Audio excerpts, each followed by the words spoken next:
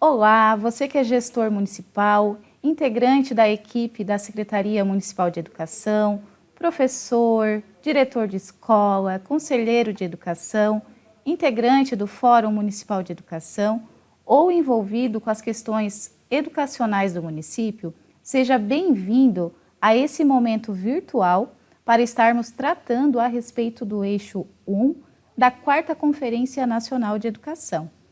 Eu sou Gislaine dos Santos Sala, sou professora efetiva da Rede Municipal de Educação de Criciúma, como professora de arte. Sou formada em artes visuais, pedagogia, tenho mestrado em educação, sou doutoranda em educação. Desde 2017, eu integro a equipe da Secretaria Municipal de Educação de Criciúma, inicialmente como coordenadora pedagógica e hoje no setor administrativo. Nessa condição, entre as inúmeras atividades que se realiza dentro de uma Secretaria de Educação, uma delas refere-se ao monitoramento e avaliação do Plano Municipal de Educação, na qual, desde 2017, sou secretária executiva do Fórum Municipal de Educação, como também faço parte da equipe técnica da Secretaria para avaliação do plano.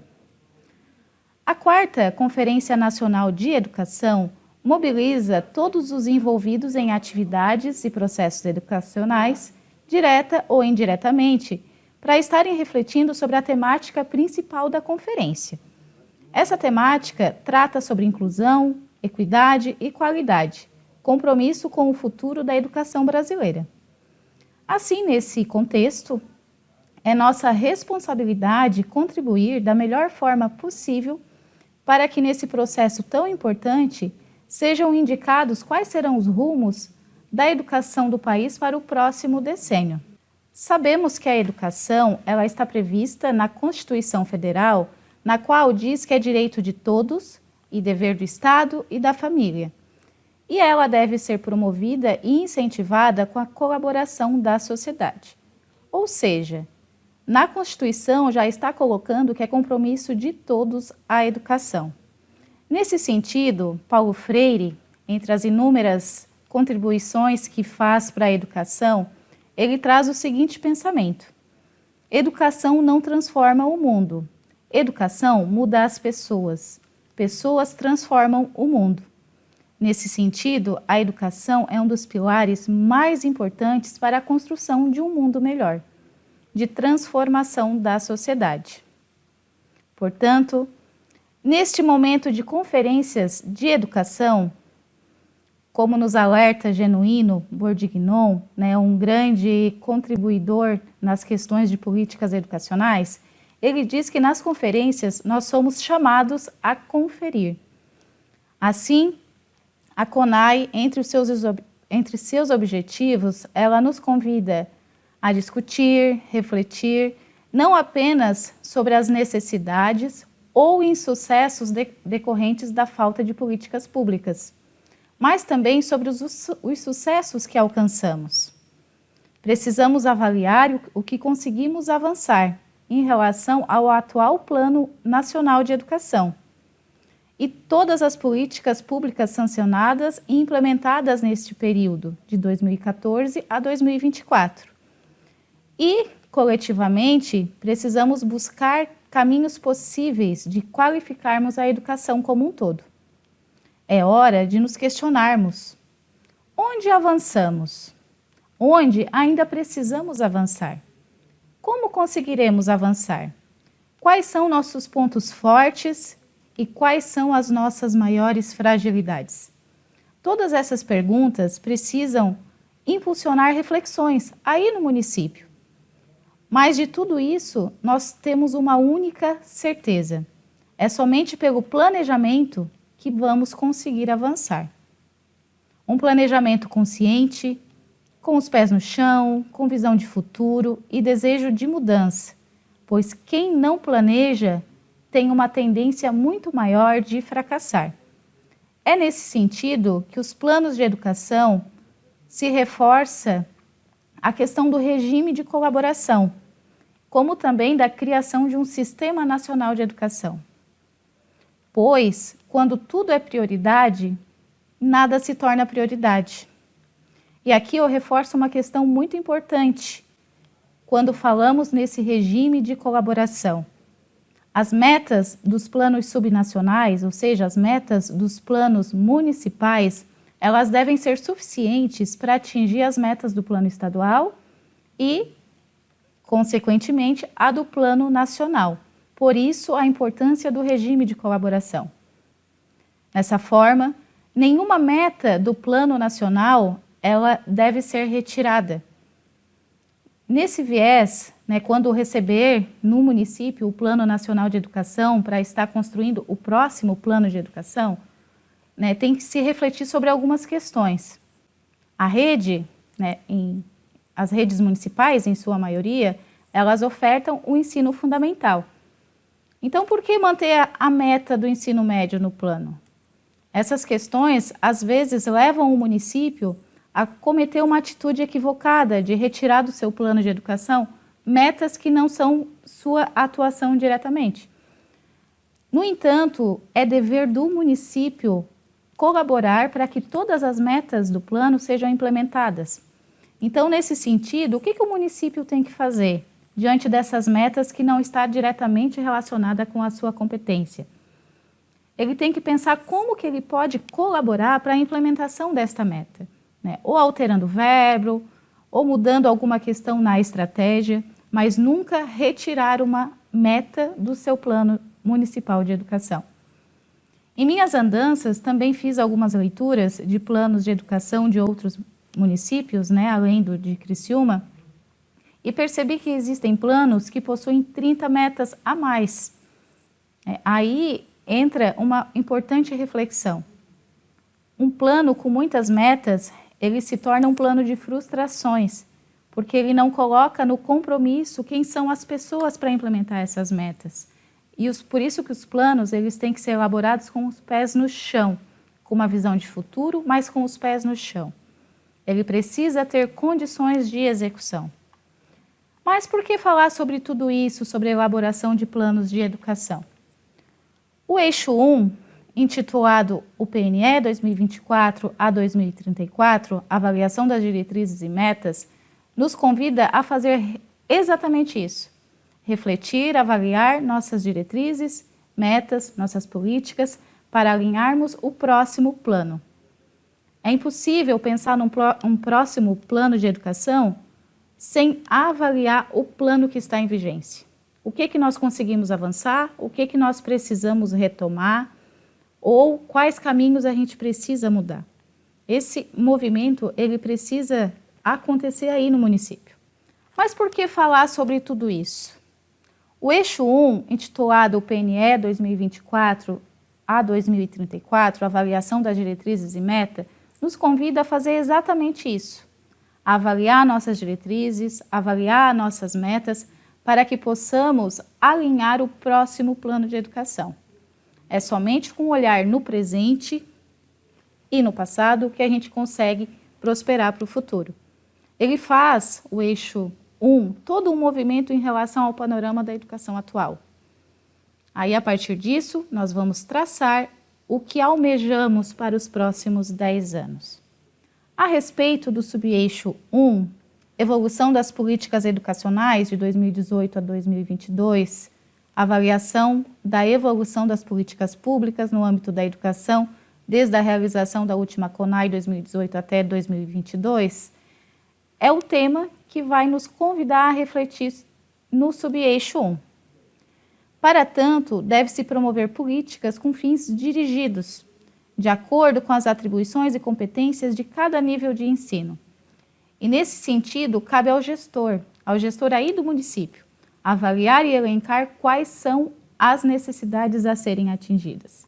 Nesse contexto, o município precisa se questionar sobre quais políticas foram implementadas desde 2018, desde a última CONAI que realizamos, e quais ainda precisamos implementar para qualificar o ensino e contribuir com a implementação do plano municipal e do plano estadual e nacional, sendo que eles estão em regime de colaboração.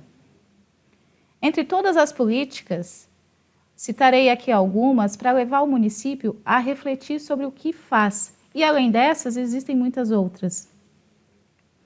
O município aderiu ao currículo do território catarinense?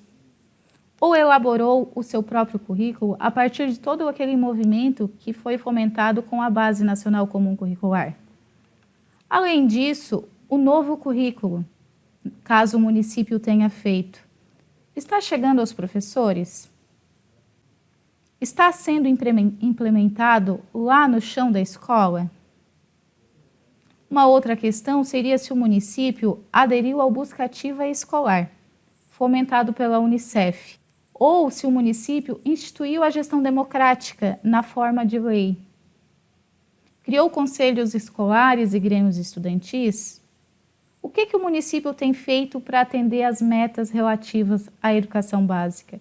Então, são essas questões que o município precisa estar refletindo e estar colocando as suas contribuições no documento referência da CONAI. Quais são as políticas que foram implementadas e quais ainda podem ser para estar contribuindo com o Plano Nacional de Educação. O subeixo 2, ele nos provoca a pensar sobre a implementação do Plano Nacional de Educação, avaliação diagnóstica sobre as 10 diretrizes e 20 metas estabelecidas no plano. As 10 diretrizes e 20 metas dos planos subnacionais, elas precisam ser avaliadas. Isso já vem sido dito há algum tempo. No entanto, buscando a história dos planos de educação, vamos perceber que no Brasil, as questões relacionadas a planejamento educacional, elas são recentes. Elas iniciaram, na verdade, com todo aquele movimento que aconteceu com os pioneiros da educação nova, liderados por Anísio Teixeira, na qual eles já sinalizavam a necessidade de um Plano Nacional de Educação e de um Sistema Nacional de Educação. Esse movimento dos pioneiros da educação, eles fomentaram a elaboração da Constituição de 1934. No entanto, ele somente foi implementado naquela ideia dos pioneiros da educação com o plano lá em 2001.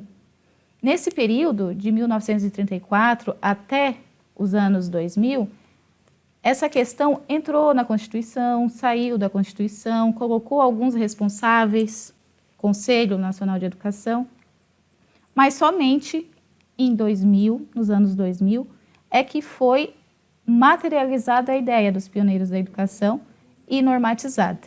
Porém, o que aconteceu é que este plano, de 2001 a 2010, ele não passou de uma carta de intenções, tendo em vista que ele não tinha dotações orçamentárias, como também não mobilizou os estados e os municípios a estarem elaborando os planos subnacionais. O atual plano de educação, aprovado em junho de 2014, avança em relação a esta questão. Ele já coloca como responsabilidade dos estados, Distrito Federal e municípios a elaboração dos seus planos de educação no prazo de 1 ano, como também coloca uma meta específica, a meta 20, tratando sobre o financiamento da educação. Não podemos deixar de mencionar aqui que os planos de educação, eles contam com a participação social e a sua implementação, ela está sendo acompanhada por órgãos de controle, como o Tribunal de Contas e Ministério Público. E isso tem sido essencial para que o plano ele não se torne apenas um documento de gaveta, apenas um cumprimento burocrático, mas para que ele saia do papel, seja implementado. Temos sim muito que avançar, mas considero, em relação ao primeiro plano de educação, que nós já conseguimos avançar em relação a algumas estratégias. Talvez não na totalidade das metas, mas nós já conseguimos avançar. O Plano Nacional de Educação, ele possui 10 diretrizes, 20 metas e 254 estratégias. Sobre as diretrizes, nós temos erradicação do analfabetismo, universalização do atendimento escolar, superação das desigualdades educacionais, melhoria da qualidade da educação, formação para o trabalho e para a cidadania, promoção do princípio da gestão democrática, promoção humanística, científica, cultural e tecnológica, estabelecimento de meta de aplicação de recursos, valorização dos profissionais e promoção dos princípios do direito do respeito aos direitos humanos, à diversidade e à sustentabilidade socioambiental. No entanto, além dessas 10 diretrizes, no estado de Santa Catarina foi acrescentado mais 2 diretrizes. Priorizar a instituição do ensino integral na rede educacional pública catarinense e priorizar os investimentos educacionais nos municípios e regiões com baixos níveis de IDH e IDHE, Índice de Desenvolvimento Humano e Índice de Desenvolvimento Educacional. Nesse cenário de diretrizes, precisamos nos questionar. O Estado de Santa Catarina, que criou mais 2 diretrizes, avançou em relação à implementação dessas 2 diretrizes? E levando este conteúdo, este cenário, aí para o município. Quais são as diretrizes previstas no Plano Municipal de Educação do município? São as mesmas do Plano Nacional? Foram acrescentadas? Foram retiradas? Quais são as diretrizes? Essas diretrizes, elas direcionam as metas e as estratégias dos planos de educação. Assim, elas precisam estar lá contempladas para que juntos possamos qualificar a educação do país, retomando aqui a importância do regime de colaboração. Em relação a este item, temos um grande desafio, que é monitorar e avaliar periodicamente os planos municipais de educação. Como o município tem avaliado o Plano Municipal de Educação? Quem tem realizado esta ação, este trabalho no município? Sabemos que cada lei de cada município, ela já prevê quem serão as pessoas que estarão avaliando e qual é a periodicidade dessa avaliação.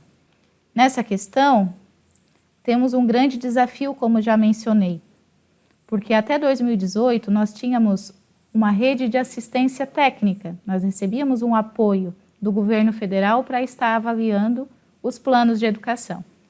Porém, essa rede ela se perdeu e muitos municípios acabaram por não dar continuidade na avaliação do plano de educação. E essa é uma ação que precisa ser revista, precisa ser retomada. Para contribuir com a discussão em relação a esse subeixo, vou compartilhar com vocês o que acontece no município de Criciúma. Todos os anos, nós realizamos o monitoramento e avaliação do plano. Nós elaboramos relatório envolvendo todas as instituições de ensino, tanto públicas quanto privadas. Encaminhamos para essas instituições formulários online, onde as questões elas foram elaboradas a partir das estratégias do nosso plano municipal. Além desses dados, nós utilizamos os dados encaminhados pelo Censo Educacional, realizado pelo INEP, como também utilizamos as projeções estatísticas do Censo Educacional do IBGE. Mas essa é só uma forma de estar monitorando e avaliando o plano de educação. Cada município vai construir as suas estratégias para estar realizando essa ação da melhor forma possível. Sabemos que houve uma troca de gestão. Ao contrário de Criciúma, que permaneceu a mesma gestão, então nós tivemos esse ponto positivo, demos continuidade e acabamos criando uma rotina de monitoramento do plano. Mas muitos municípios não aconteceu isso. Iniciou uma nova gestão, uma nova equipe na Secretaria de Educação, onde o primeiro contato com o plano acaba sendo agora. Então, diante desse grande desafio, o município ele precisa tomar uma atitude, neste momento. Chamar o Fórum de Educação, ou se não estiver instituído o Fórum, o Conselho Municipal de Educação, professores, gestores, criar uma comissão e começar agora, nesse momento. Olhar as metas do seu plano, olhar os seus dados, verificar o que conseguiu avançar. O tempo é curto, faltam apenas 3 anos para concluirmos o decênio, 2014 a 2024. No entanto, essa é uma ação que precisa acontecer, pois somente com base nesse relatório, olhando para estes dados, que vai ser possível alinhar quais serão as necessidades que precisam ser incorporadas no próximo plano de educação. Os subeixos 1 e 2, eles nos provocam a pensar sobre os atuais planos de educação.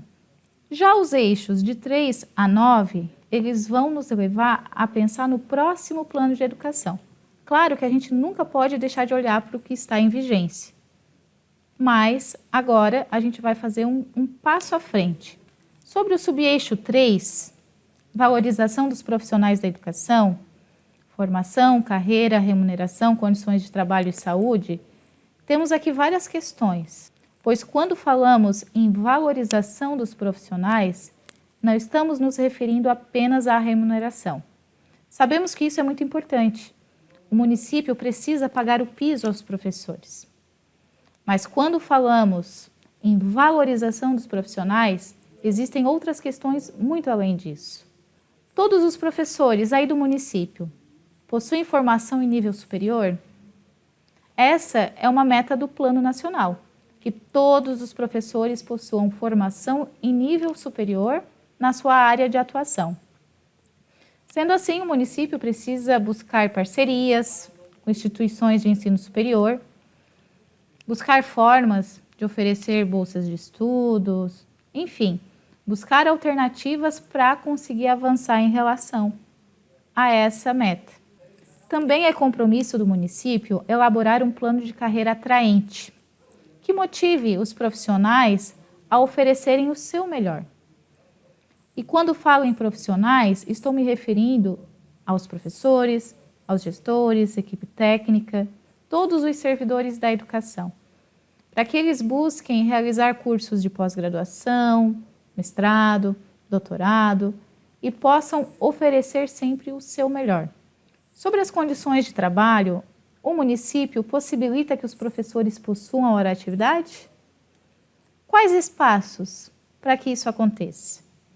Em 2008, foi implementada a Lei do Piso Nacional, a Lei 11.738. E nessa lei, foi assegurado que 2/3 da carga horária do professor seja para atendimento de estudantes e, nesse contexto, 1/3 dessa carga horária seja para hora-atividade, para que o professor consiga realizar o seu planejamento, atendimento a pais, atendimento a estudantes, entre inúmeras outras questões. A respeito das condições de saúde, quais ações o município possui em relação a este tema? Diante de todas essas reflexões, é que deve-se pensar no próximo plano de educação. O que precisa ser contemplado a respeito desse conjunto que fala sobre a valorização dos nossos profissionais? Para o próximo plano, o subeixo 4, ele coloca sobre inclusão, acessibilidade, direitos humanos e ambientais, justiça social, política de cotas, educação especial e diversidade. Essa é uma discussão histórica e que necessita sempre de um olhar cuidadoso na elaboração de políticas públicas. Por isso a importância de ir além do que está no plano de educação nacional. É ter um olhar sensível para a realidade do seu município. Não simplesmente ir lá fazer um copia e cola do que vem do plano nacional, e sim olhar para a sua realidade. Quais são as questões do contexto do município? Pois quando falamos em inclusão, estamos nos referindo à exclusão. E essa é muito abrangente. A exclusão não ocorre apenas com relação às pessoas com deficiência, mas também é devido à etnia, a sexo, à economia, cultura e condições de aprendizagem. Nesse contexto, vou apresentar aqui para vocês uma situação do município de Criciúma, por exemplo. No nosso plano de educação, cita sobre população indígena, campo, quilombola, populações estas que sabemos que precisam muito de políticas públicas. No entanto, uma questão passou despercebida.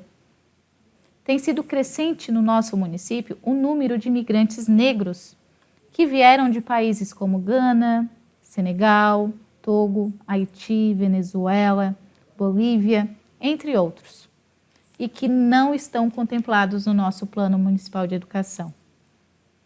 Por isso, se faz necessário políticas inclusivas com este olhar sensível para a nossa realidade, pois não é apenas integrar. Integrar não é mais suficiente e nunca foi suficiente. Existe toda uma questão cultural, social, econômica, que precisa ser considerada. E para isso, precisa-se pensar em ações conjuntas, que superem medidas paliativas somente para dizer que está contemplado. Precisamos ir além disso. No mesmo viés, o subeixo 5 trata sobre a equidade, na qual deve-se tratar sobre a democratização do acesso, permanência, aprendizagem e gestão de fluxo escolar.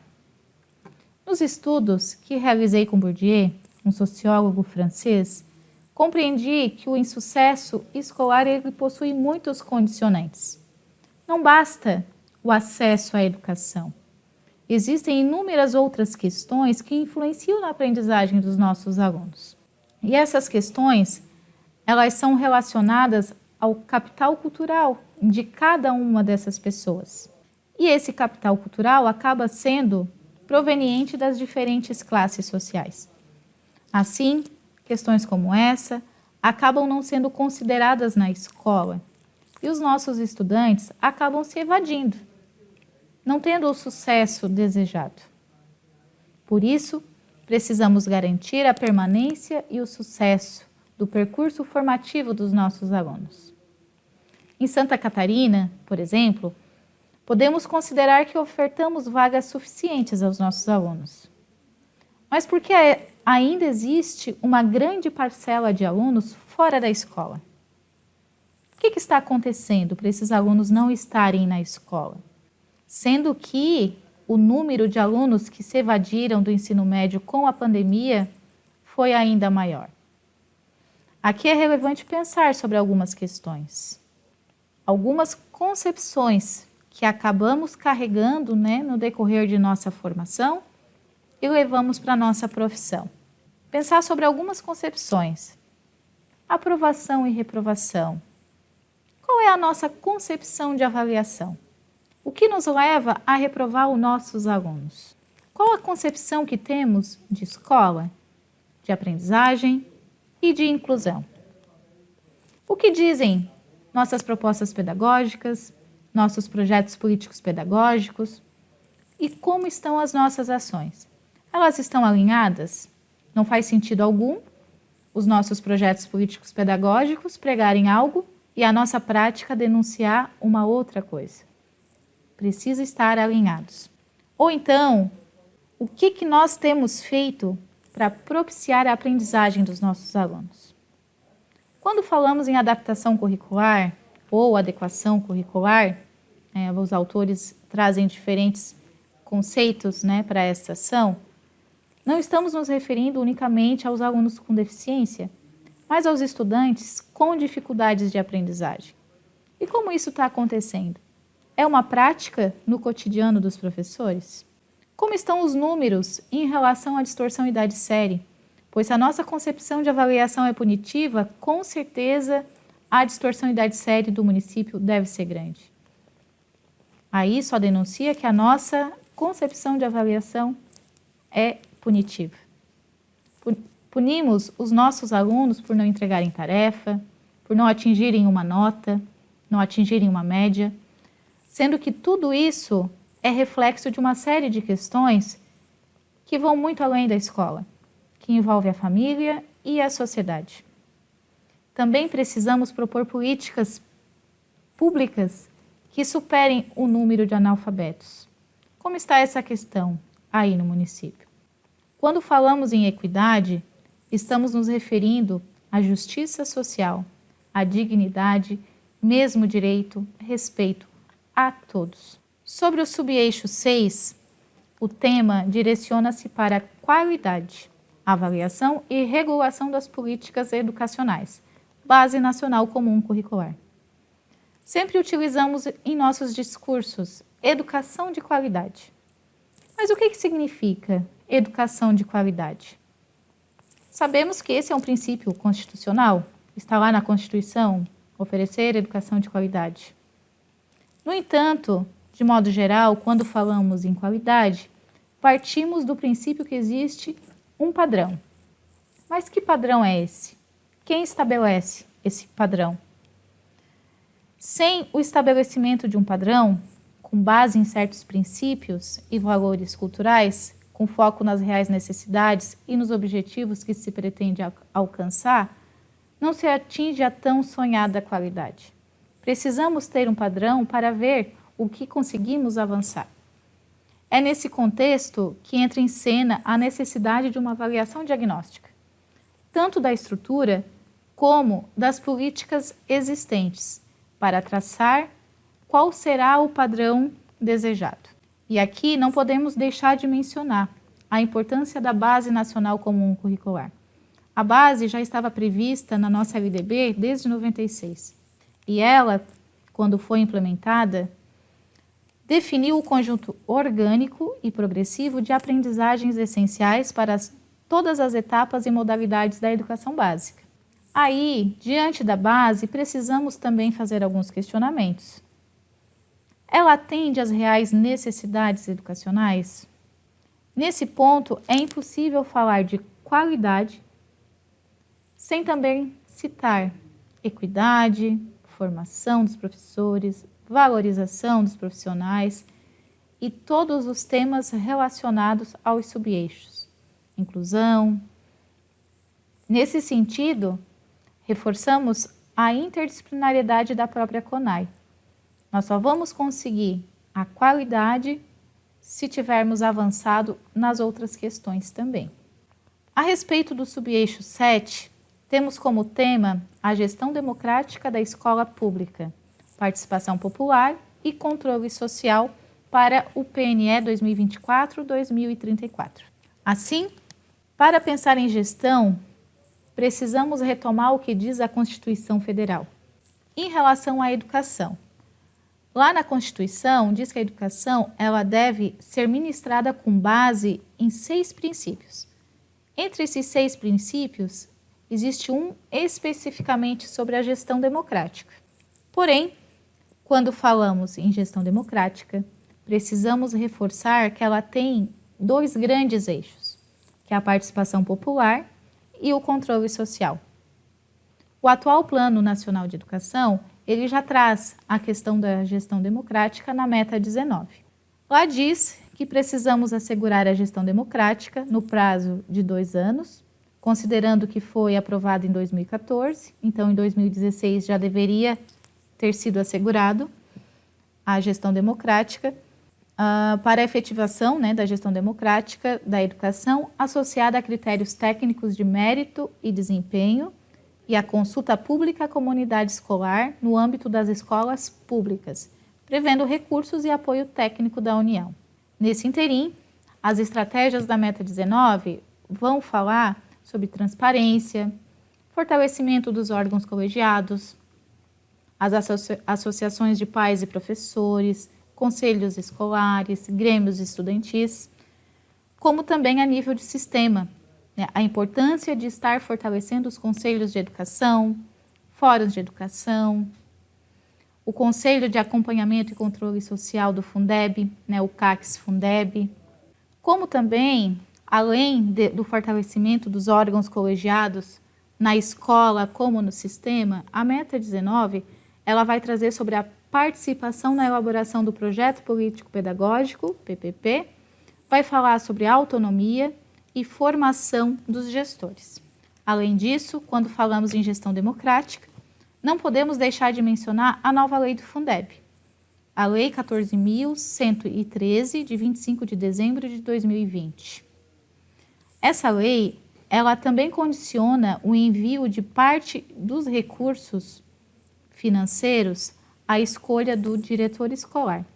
Essa escolha, ela tem que ter como base 2 grandes princípios: os critérios técnicos de mérito e desempenho, como também a participação da comunidade escolar nessa escolha. Mas como fazer isso?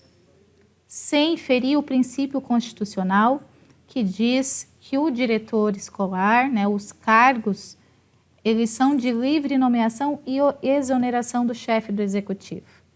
Eis aí um grande desafio para nós, técnicos das secretarias de educação, professores, enfim, todos os envolvidos, em criar um processo que respeite essas 3 questões.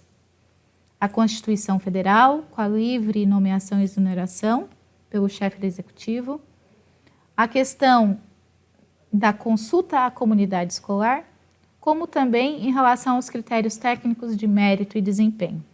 Aqui entrei nessa questão do diretor escolar, porque está prevista na lei do Fundeb, como também na Meta 19, mas quando falamos em gestão democrática, é muito além do que o diretor de escola, do que a forma como esse diretor é escolhido.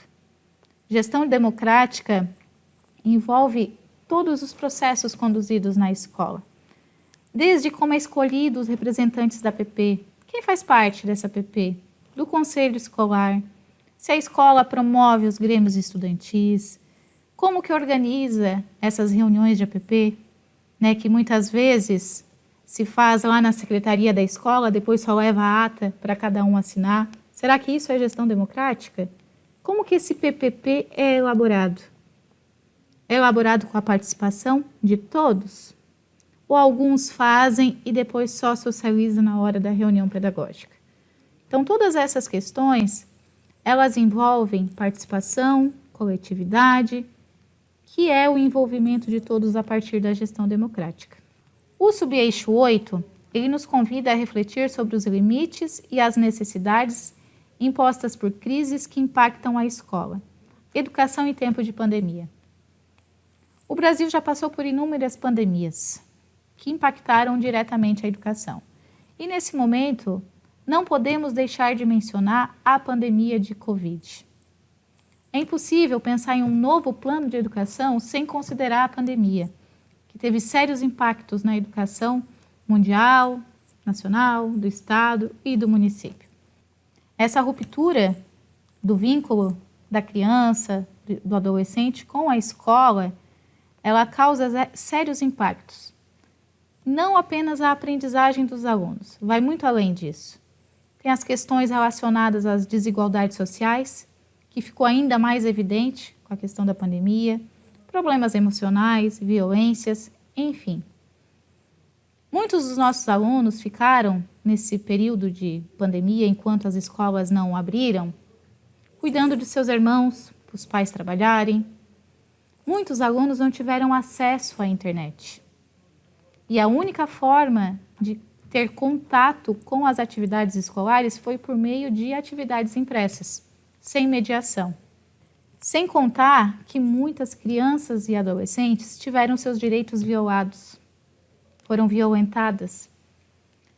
Por isso que quando a gente fala em pandemia, temos que pensar muito além da aprendizagem. Tem as questões emocionais, sociais, que precisam também ser consideradas. Por isso, o próximo plano de educação precisa trazer questões relacionadas a isso, relacionadas a essa rede de proteção para nossas crianças, para os nossos adolescentes. Apontar caminhos para superar todas essas fragilidades, que segundo estudos, levaremos anos para superar. Por fim, o subeixo 9, ele vai tratar sobre o desenvolvimento da educação profissional e tecnológica. Assim, em relação a essas metas, que trazem essa integração do EJA e do ensino médio em relação à educação profissional, será que avançamos? Não podemos nos esquecer que quando a gente fala em regime de colaboração, nesse viés entra também o papel do governo federal. Quando a gente fala em vagas nos institutos federais, nas escolas técnicas estaduais, precisamos chamar para a responsabilidade esses órgãos. Não é somente a responsabilidade do município, mas é um regime todo de colaboração.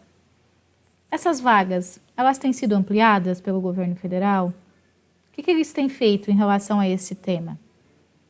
Já sabemos, né, que com a reforma do ensino médio, ele foi ampliado a carga horária e passou a integrar algumas questões da educação profissional.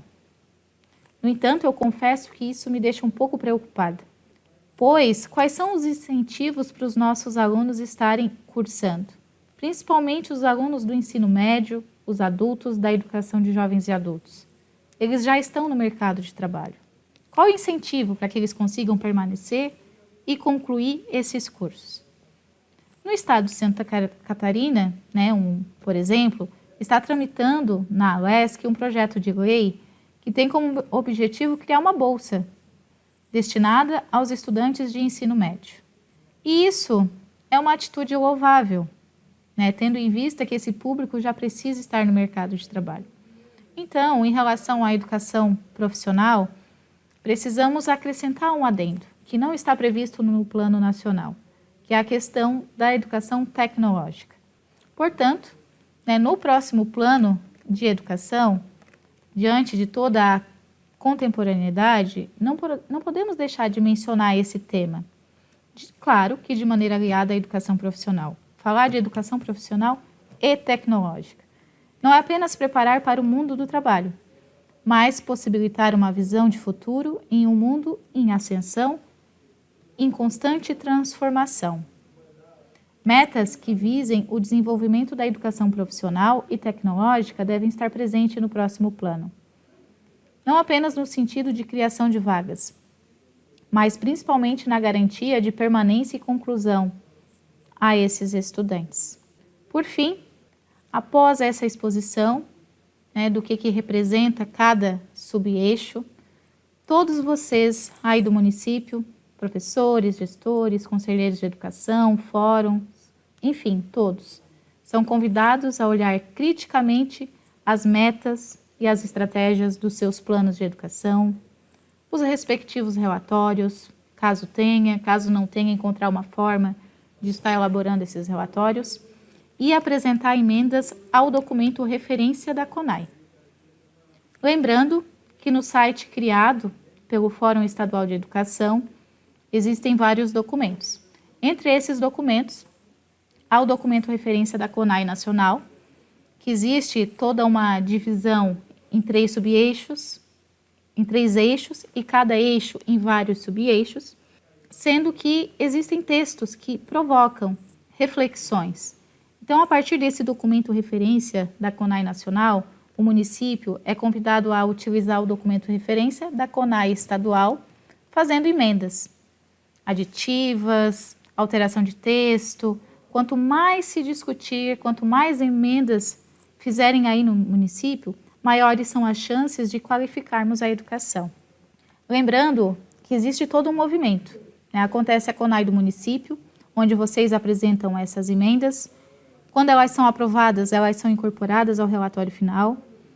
Após isso, essas emendas, esse relatório final vem para a conferência regional, onde se faz toda uma discussão novamente, vai para a conferência estadual.